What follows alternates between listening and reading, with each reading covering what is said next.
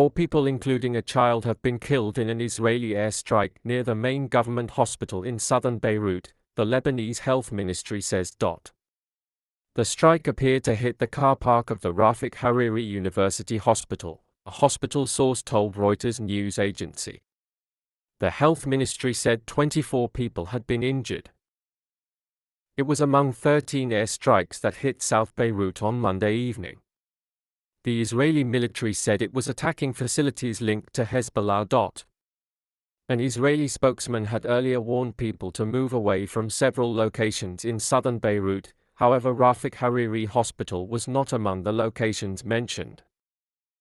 Videos from the Dahia neighborhood in southern Beirut, where 7 locations to be targeted were announced in advance, showed locals fleeing in vehicles and on foot as the strikes began hitting. One location identified as a target by the Israeli army was roughly 400 m from Beirut Airport, the only international airport serving Lebanon. Local media shared images of some windows in an airport building that were blown in the blast. Israel has not commented since issuing the earlier evacuation warnings.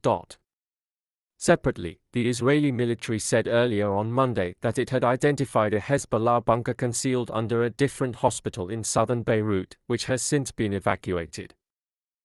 IDF spokesman Rear Admiral Daniel Hagari said without providing evidence that the bunker under the Sahel hospital in Harat Haik held hundreds of millions of dollars in cash and gold that was being used to fund Hezbollah's attacks on Israel.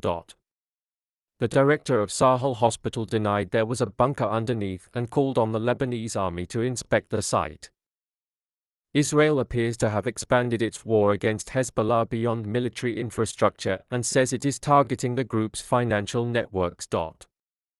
On Sunday night, Israel carried out airstrikes targeting branches of a financial association linked with Hezbollah in the southern suburbs of Lebanon's capital Beirut, as well as the south and east of the country.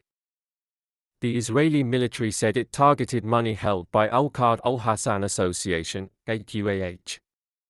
It offers financial services to civilians in areas where Hezbollah has strong support, but Israel and the US accuse it of being a cover for the Iran-backed group to fund its activities. There was no immediate comment from AQAH or Hezbollah. Also on Monday, US President Joe Biden's special envoy to the Middle East arrived in Beirut to explore the possibility of a negotiated end to the war.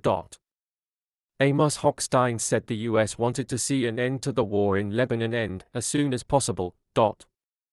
He said that UN Resolution 1701, which calls for the Lebanese state to be the only armed force in southern Lebanon, was not enough, and the US was looking into what more needed to be done.